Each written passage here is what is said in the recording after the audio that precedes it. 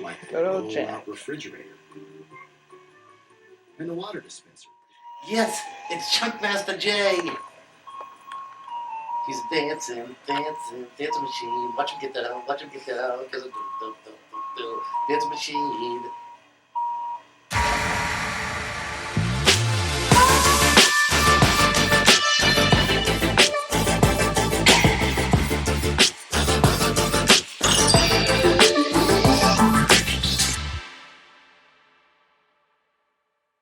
Welcome to the second episode of Jackish. Today I have two guests. They've known me from the beginning. They are my parents. Welcome, Patrice and John Melanson.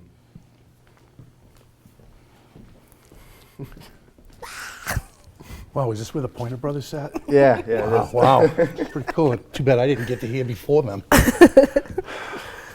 So, first question, how did you guys meet, like growing up? Growing up, we met at the Wakefield 4th of July parade in 1997? Yeah, 97, about 97. that, I was with his sisters and his parents. I was friends with them first. And then Dad showed up. Yep, I walked down to catch a little bit of the parade, and that's where we met. And a lot of people ask me, like, what do you guys do for jobs? Well, I work at a telecommunication company. I just recently got a new job where I'm a control manager. So what I do in that aspect is work with engineering and our operations team for the 5G build in the mid-state area of New York. The Internal Revenue Service. Yeah, you complain a Individual lot. taxpayer assistance service, something like that. This is like my main thing. A lot of people think I'm like normal, but I actually, for you guys at home, I grew up completely different from other people who has like a different, growing up differently.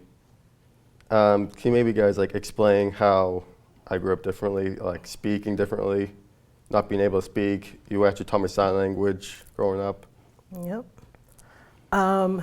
When you were 18 months old, we noticed that you weren't speaking at all. So we had early intervention come in December 2005, and then you went into the program. So we started you with speech therapy very early on. You were, just 2 years old at that point, by the time all the paperwork gets through and everything. So you have been in school since you were literally 18 months old. Well, I still don't think you're normal, so. No, but that's it. Yeah, Mom had to take you to all kinds of classes. From then on. From to Children's Hospital. Luckily, she wasn't working then, and because probably 4 out of the 5 weekdays, she was We were going somewhere. taking you somewhere to work on your speech and language and the sign language. And then we had to work with the schools. Yep. Which started off rough, but luckily that has turned around and they've been great to deal with and made you the guy you are today, Now I wish you don't talk. Let me see, June 2007, you were diagnosed with apraxia. So that's kind of a neurological, there was a short from here to here, so what you were thinking wasn't getting out. So we went from then on, we started going to Children's for 3 years. Every week you saw a speech pathologist, and then it just went on from there. Now, I used to go to Robin Hood in pre-K. Why did I change to Robin Hood to Central? You went to Colonial Park. I did? Yep. You were in Colonial Park for 3 years for pre-K. Then from there, you went over to Robin Hood for kindergarten. And you were there for 2 years. You were there kindergarten in your first grade. Second grade, they shipped you off to Central School. They didn't have the workforce or people that were trained in certified to help you out. They had that over at Central School, so that's why you got transferred over there. Now, if I didn't change, do you think I would be who I am now?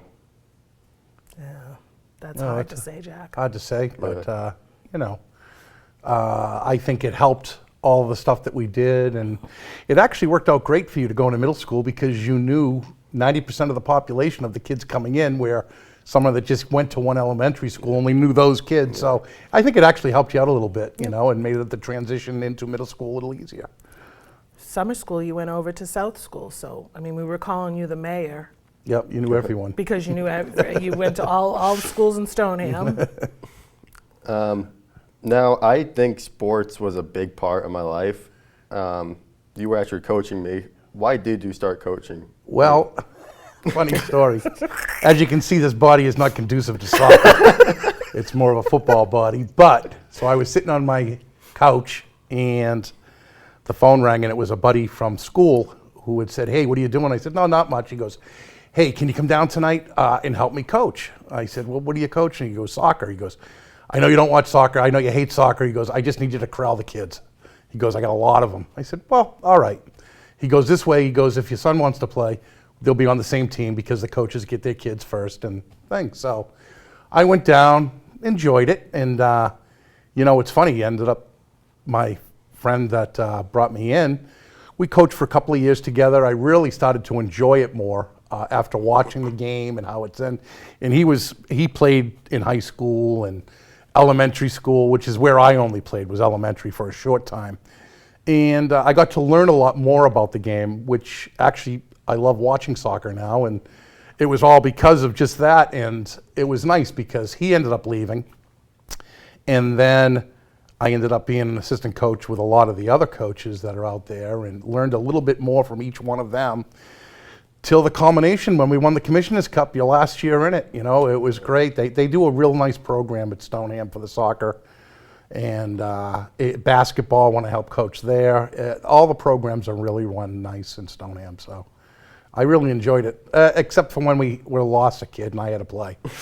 We always ended up having those days when it was 90 degrees and we had only 5 kids and we have to make it a 6. So, but it was fun. I enjoyed it. It was a highlight because, we get to be out in the sun and out in the weather and getting to see you play. It was a good time. I really enjoyed it. Going back to the sign language, why did I do sign language? That was a big fight I'm going to say fight, but Dad was very against it because he didn't think if we taught you sign language that you were just going to do that and decide not to speak. But the neurologist that we were seeing at Children's said a language is a language, and to just start with your basic things, and that's what we did. Anything that had to do with a 3-4-year-old kid, you knew it. And they said that learning the sign language actually helped in your head to gain the speech and stuff like that as well. So I was wrong. When are you right? No comment. I remember when I went to Children's, there was a blue germ monster. I don't even know what it was. It was called a fib. Why? That was the speech pathologist. I don't know why or the rhyme or reason for it anymore. She told me way back then. But it was blue, and she called him a fib. I don't know why. And it was just a little stuffed Maybe it's because it's easy to monster. I don't know. say. Fib. Maybe that has to do with the speech and how it Yeah, maybe. articulates. I don't know. Why did I love it? I have no just- idea. I just don't did. remember. You just did that in your Clifford doll. I remember. I still remember that Clifford. I still have it. Yeah, we still got it downstairs somewhere. What do you think was the best memory of the 3 of us? Oh, Oh boy. there's so many.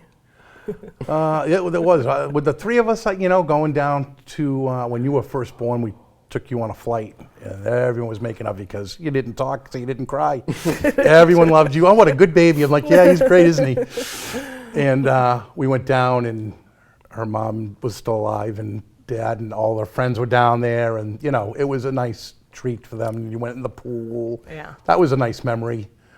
One of the ones with me and you was a fond memory I have is when I taught you how to ride your bike. And after pushing you on the thing and I was about to have a heart attack, I still remember this day.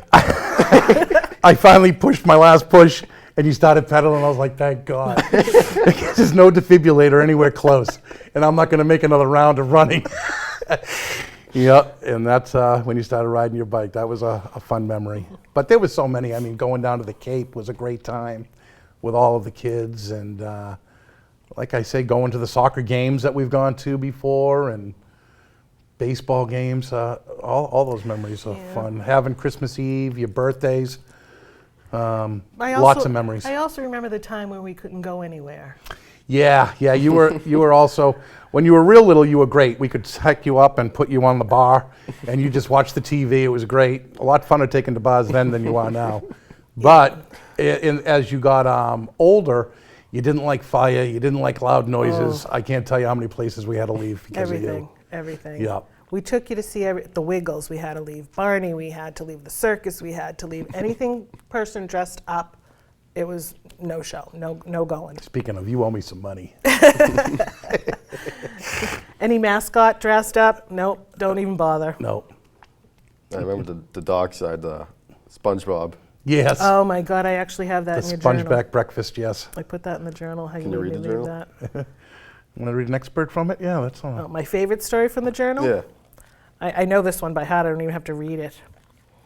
So when you weren't speaking, Dad had you on the changing table. He was changing you or whatever.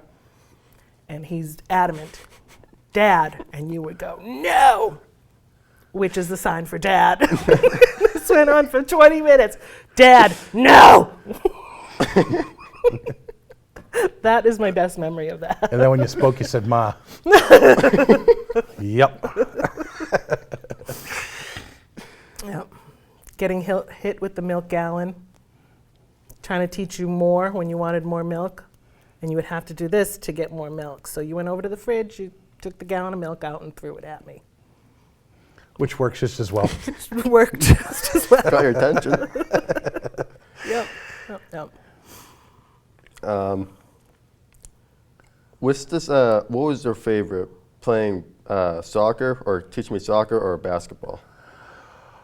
Well, I played basketball, so I felt a little bit more in my comfort zone there. The team we had for basketball that year, I'd rather not talk about. But, I enjoyed them both. You get to spend time with your son by yourself, going out and enjoying sportsmanship and stuff. The parents we always had were great. Just great memories, really, all around, both of them. I really enjoyed both. Like I say, I was a little bit more in tune with basketball than I was soccer. But by the end of soccer, we're talking 5 or 6 years. I knew just as much soccer as I was going to get anyways. And I enjoyed that just as much. And like I say, winning that cup there was really fun and stuff like that, seeing how everyone was so happy. So both great memories. What about you? I hated soccer. I'm sorry. She was so happy when you signed up for football. I was so happy when you signed up for football. Dang I pandemic. football season ever. Did I at least do good in football? You did. I got a bunch of, my phone's already, can't take any more storage because I got so many pics of it. You did great in all of them. Now, going back, I know for Christmas I've always wanted a dog, but I never got a dog. I always got a toy plush dog. Why didn't we get a dog? A lot of work. Yeah, well, that's what it was. I wasn't working from home like I am now, and it's not really fair to a dog to be out there and stuff. As you got older, that's when we got rescue dogs, and when we got the last rescue dog, he had passed the week before Christmas. And I felt bad because we had only had him. When you get a rescue dog, they're usually 4 or 5 years old, and bulldogs aren't known for living long. And this one, like I said, Mom called me. I was out Christmas shopping, and I still remember that. yeah, and she said, "I think the dog's dead." I'm like, "Oh, you got to be kidding me!" So, I remember how big the dog was, 100 pounds. Me and Mom had to put him in a blanket to carry him down 30 stairs. It wasn't fun. So when I I did a lot of research, but she said, you know what, next time we get a dog, let's get a puppy. And that's when I did some research, and we ended up getting Buddy. Buddy! Wish we could have brought him here today, but you know how Buddy is. Yeah. Go over and say hi to Jack. You go over and say hi to Jack. You actually had a dog, which was actually kind of crazy. We had Winston, which was the old dog, but when you were growing up, you actually had a bulldog named Winston too. Well, it's funny. My dad had got a dog in Boston as a puppy, and his name was Winston. And I had him growing up. Great dog. And when we first started looking for a dog for you, I ended up talking to, I think it's the Long Island Bulldog Rescue, because I really wanted a bulldog. Their loyalty, they're good with kids, they're just great dogs. And I had called because there was one in Maine. And she goes, oh, I'm sorry, they just took him. Mm-hmm. And I said, well, it wasn't meant to be, because I saw the name Winston on it. They had already named him. I'm like, wow, how weird is that? So 2 days later, they called and said, you still interested? She goes, the people that took the dog have another dog and they're not getting along. I'm like, oh yeah, sure. So me and Mom drove up. It was, 3 hours into Maine down these dirt roads, and we pull up and he gave us the dog and he said, be careful of your remotes, he likes to eat them. Like, oh God. So yeah, we brought him home, and yeah, weird how things like that happen. Explains the corn dog. Yes. Oh, the corn dog. Yeah, and the dog likes to eat stuff that's not good for him, and that was a few surgeries. Can you maybe read some more stuff about the journals?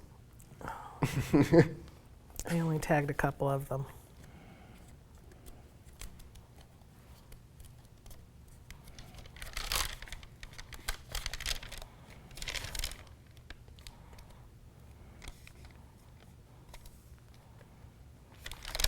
This is only a half-hour show. Can't help you. I was caught off guard. The other day we were at the post office in line. My silent little boy started yelling, "Mommy, Oogie, Mommy, Oogie." I turned around, looked at your index finger sticking straight in the air with a green big boogie at the end. See, you're a lot of fun in me as a kid. Want me to keep going?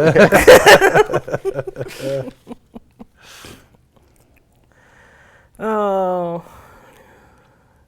that's the milk when you threw the milk at me.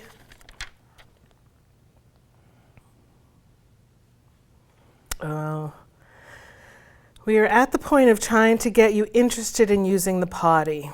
Now, when you have to poop, you quietly go into the dining room or the spare room, close the door, turn on the TV, and do your business.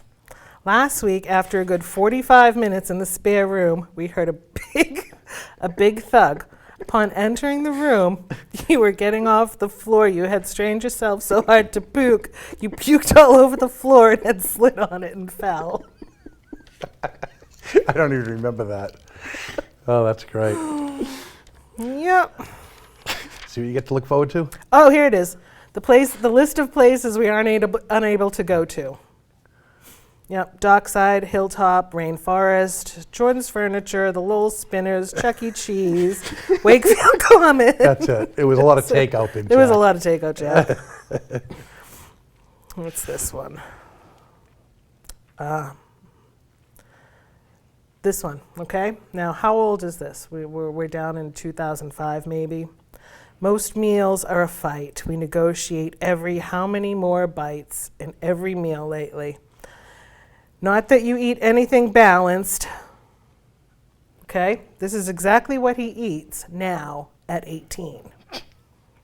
Pasta, hot dog, chicken nuggets, frosted flakes, mac and cheese, pizza, breakfast bars, grapes, apples, and corn. Sounds about right. It's about right. Yeah, you haven't. You haven't changed your appetite You're one bit. consistent. Same thing. Back going to school, I remember when COVID first happened, we were looking at the graduation thing, me and you actually, and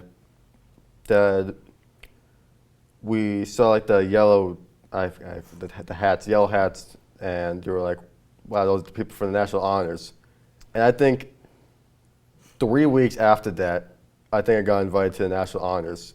What was like your reaction to that? excited. That's something, I did well in school and didn't even apply myself, but I never came close to that. And to know my young boy with the perseverance that he had to go to school, which was not easy, through summer schools every single day, Yep. and to do that hard work of learning, having the struggle with reading, to be able to make the National Honor Society, it blew me away. Really? Yeah, I was just so proud. Yeah, I know how hard it is for you in school and stuff like that, and that's going to get you farther in life, your perseverance, than any kind of education, just to be able to stick with it and stuff like that. But I can't tell you how many times I texted people, called people. I think I put it on Facebook. I was, blown away. It was just such a great accomplishment for you, and just how proud I was. Yeah. Look at me, I cried. With the summer school, I used to go to a program called the Carroll School. I definitely think that was one of my worst mistakes, was changing it up. I should have stayed there. With the Linda Bell. I hated Linda Bell, if I'm being honest. No, I know. But I know. Yeah, they did a both have lot. their things. Wilson is what the school did, which is more of a social, a lot of people learning that, language. And they did Orton Gillingham, which is a portion of Wilson, which is more direct one-on-one. And I think they all gave a good portion of it, where Linda Mood Bell worked more on the picture parts of it, being able to, because dyslexia is more of a short where, it doesn't instantly go to a file and open it. Sometimes it scans a little bit, so it takes you a little bit longer to get that answer out. And Linda Mood Bell tries to break that by pictures. And even if you look at something, it brings back a memory or something like that. That's how kind of Linda Mood Bell works in that. So if, you say the word cat, Dad and I, or your typical person, can see the cat, know it starts with a C, how to spell it, how it sounds out. You stop. You go into the file. Is it a C or a K? I don't know. And and you keep going in to figure out exactly what it is. So it's longer for you to process what you're seeing. Yep. With how Carroll School was actually very far, was that part of the reason why I kind of stopped going there too? You only went there for summer school? Yeah, it was Nope, we would have kept going. It was up to you. You decided, because you had you've been in summer school since first grade. Yeah, I mean, it was something to try, doing something changing, because what summer school was supposed to do was not make you learn anymore, but keep you from regression from the year before, so you could start fresh. And after a while, we'd go back after you go into summer school, and you were regressed. So we went to the administration and said, hey, this isn't working. We have this Carroll School. And they said, you know what? I think that's a great idea. Let's do it for a couple of summers. And it worked out well. And that's why we started doing that. As far as you going there full time, you had already had your list of friends. You didn't want to go up there and stuff like that. They don't go through high school. Yeah, and they stop don't, at ninth and they grade. stop it. Yeah, so you would have had to go Full back to the time. high school afterwards. So, and we didn't get started in the Carroll till what was it? Probably 6th or 7th grade. It was I maybe don't in even middle know. school. So it wasn't worth it at that point and stuff like that. But you decided, we gave you the choice that year because you had done it so long, for so many years, do you want to have your summer now to yourself? Because you were only a sophomore maybe. Yeah, yeah, You had gone. You had Right. done your time. yeah. was that over it? You were very You good. were. You didn't give too much of a hard time, really. I mean, as you got older, expectantly, you're a teenager, you can't be in a room, it's 90 degrees, there's no air conditioning, and your friends are playing ball outside the window. How much you going to learn, So we decided to do more tutoring, reading with you at home toward the end of when you got into high school and stuff, and, having you make that, because we thought you'd get a lot more out of it. We did the Linda Mood Bell too, which was intensive for a while during the summer, and it saw you, elevate in the reading and stuff like that. But after a while, it was, what, he's not going to regress anymore. Let's get him some more reading and focus on that. So that's how we ended up with that. Was it like a long process? Like the whole school, like everything? Yeah, we've been going to meetings with your school since pre-K. Really? Yeah, Oh, yeah. a long time. And some of it was a battle. Especially during the elementary years. The elementary years Were a tough. battle. They thought you didn't have a problem, and I had So later on, we were at the middle school, and it's like, you know what, we're going to pull him out of here unless you guys can show that he's doing it. And the school ended up making the changes needed, and you were really the pioneer for it. They broke down what they needed to do. They got special speech pathologists in there. They used the Linda Mood Bell. Everyone was trained in it, and it worked out fantastic. The school really turned a 180, and after speaking to other people, they did more than you probably would have got at a Carroll or a landmark school anyways. The school, can't say enough about it. The gentleman who was your counselor in middle school is really the one that turned it around and said, you know what, if we're not going to outplace students and we're going to do it here, let's do it the right way. Yeah. And he talked to counselors, and like I say, that really turned the thing around. It was like 5th and 6th grade were hard, and then 7th and 8th it kind of got a little bit easier. Got a little bit easier. Yeah. And, every year I had to go to the school, the first day of school, you had your schedule, and every year it was wrong, and every year I'm there the second day. Yeah, the first year you got picked up for school. Oh my I remember God. this. They dropped you off at the wrong school. I'm like, oh no. First day on the bus, Yeah. wrong Who it was school. too? It was Mr. Banos that saw that day. Yep. Too. Yeah, it was Mr. Banos. Yeah. Yep, they dropped you off at the old central school. The old central school. So. And how tall it was, they actually thought I probably could have went into Yeah, the you middle probably school. could How have, tall it yeah, was. exactly. Yep. Yeah, so that was funny. Going forward now, college.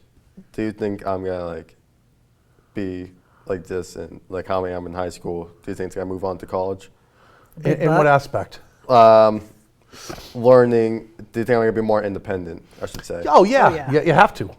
I'm not going to be there unless you want me to move in. God. Take a couple of courses with no. you. Well, Yeah, I know, huh? Well, she'll okay. pack my bags.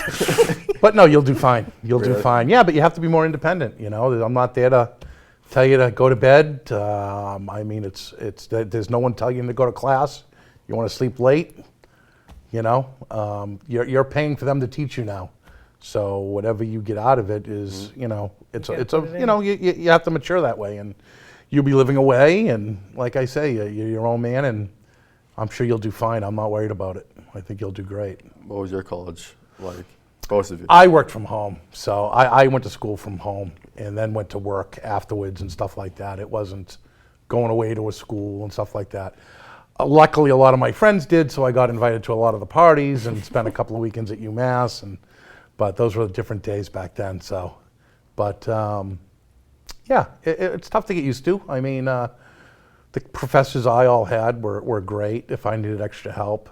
The thing I had is I had so easy in high school. I didn't even need to bring a book. I flew through it. That doesn't happen in college because you think you're smart and then you're like, oh. So I didn't have good study habits like you do. You really need to get those study habits down because I wasn't used to that. And then when I had to really learn stuff, it was difficult. So I had to spend a lot more time at college than you'll probably have on, digesting stuff. What was your college like? I didn't go. I'm learning everything new today. I went to a trade school To do what? to be a travel agent. Yeah, that's why we used to travel everywhere beforehand. Did you want me to go to the Vogue? Yes, Why? to learn a trade. What trade though? Everybody always needs a plumber. Everybody always needs an electrician. There's the different concepts of, people think, you need a 4-year degree and stuff like that. And sometimes you do, but sometimes that stuff is outsourced to other countries now with the, e-commerce, the way it works. That, like I say, I'm doing a job that I'm controlling people in mid-state New York, and what am I, 500, 600 miles away from them? So there's no reason someone in Europe can't be doing that same job and doing the same thing I am.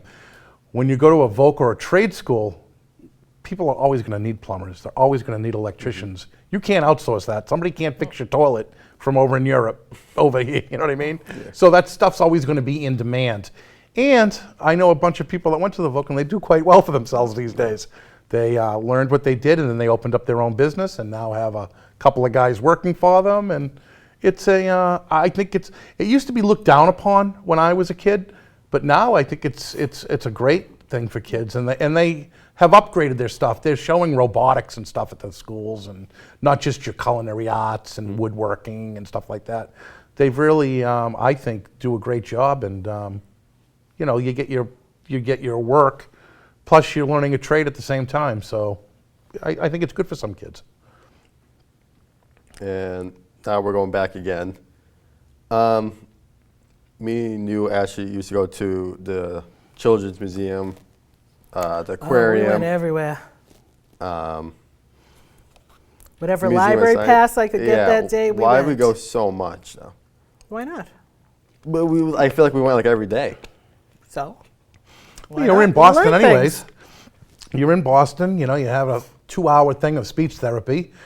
Figured to do something Why fun with not? you. Yeah, go to the zoo, go to the, did you not like going We to the went Children's everywhere. Museum? We went everywhere though. Yeah, that's what well I'm that's, saying. you know, you're only little once. Now we kick your butt out and Yes.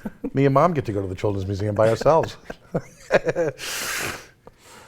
Can you, before I was even growing up, can you maybe tell the story about when you hit a bird in Florida? Oh my God. So we were driving down, the place was packed with her whole family. Tony was there, your grandfather, your grandmother. We had the minivan packed with people. It was just a big, huge, it wasn't even like a minivan, it was just a regular big van with like a 12 passenger. And we were all talking, we were driving down the Everglades to see alligators. And next thing you know, it was thump. I'm like, oh, and everyone started screaming and I didn't even see it and I was driving. And it was one of those type of flamingo things or something like that. I think it was a crane. Crane, it was big. In white. Yeah, so I pulled over and they're like, oh yeah, well I guess it's all right. Yeah, and we just drove off. But yeah, It just hit the windshield. It was like out of nowhere, hit the windshield, and it was this big white huge bird. mark on the thing and then feathers everywhere. Yeah, it was crazy. It was crazy. Yeah. Do you think we're ever going to go on the plane again? Of course. I'm Yes. not going though. Yes, you are. Yeah. Why? We just got you a passport. You have to Going. go now. No. Unless you want to drive 24 hours with me and Buddy in the car to go to Florida. I'm taking the plane. See, Mom's taking the plane and, But yeah, I'd rather take a plane than drive. Okay, then. I don't like Yeah. the last plane experience though. you know, the last one was nothing. How many flights I've flights been- have gone down there? They've been Still. nothing. They're beautiful. I have been on so many flights, and that was the worst flight I have ever been on. Yeah, see? I've been on worse actually, but No. that's for another time. For the people at home, that was when the three of us were actually going to Florida, and we went. My freshman year, we were leaving to see my grandpa, and there was a blizzard in Massachusetts where we're from, and they delayed our flight. Then they delayed the flight again because it was packed with snow. It was all day. All were day there. we were It at the was- airport, yep. And there was actually one airlift going in and out Runway. runway. And when we were in Massachusetts, the planes kept on, the turbulence was crazy. I remember that. And I actually thought we were about to crash because then the captain actually was like, there's another plane coming. We're going to take off again. And we circled all the way around. Yeah, and we had to can't go wait. through it. He couldn't hit the runway, so couldn't we get had the to runway. lift it back up. We had to go all the way around the beach, and that's where the wind was. And yeah, we had to go all through it again. And then you remember when we landed, it was no bargain because we took the bus over to where my car was that was outside, and there was about a 1/4 inch of ice on it. So we had to sit there and chisel that for an hour after coming from Florida. That you really felt the cold. Yeah, that was a bad flight. That was a bad That was- flight, but we've had 30, 40 other flights that have been perfect. So don't let that bother you. No. If you meant to go, you meant to go. Yeah, that's kind of really all I have right now. Thank you for all your support. Whole life, I probably would have never been where I am right now. And yeah, Thanks for having us on, Jack. hugs. Oh, big hug. My baby's is here. Thank you for watching the second episode of Jackish. Please subscribe. Please subscribe. What are you doing? I'm trying to get in. These are my parents. Thank you guys for watching. See you next time. Bye. Bye-bye. Bye. Lady George III Mahogany Workbox, estimated at £2,000 to £3,000. Come here. So far, we've made a wonderful £1,210, but our target today is £3,000. So the workbox needs to sell and sell well. Wow. Okay, here we go. Mark had a rumor that there are 5 films. We have this wonderful workbox in form of a 5-bay house with replied columns, and we lift out the tray. Lot 183. I start the bidding at 2,000. Just want to say thank you to my family, my friends. I probably would have never been here without all you guys' help. I'm really fortunate to have all of you guys circling me, bringing me up, facing challenges I've never been through before. And I've actually made a decision what college I'm going to be going to. I'm going to be a Dean Bulldog and going in for communications and film.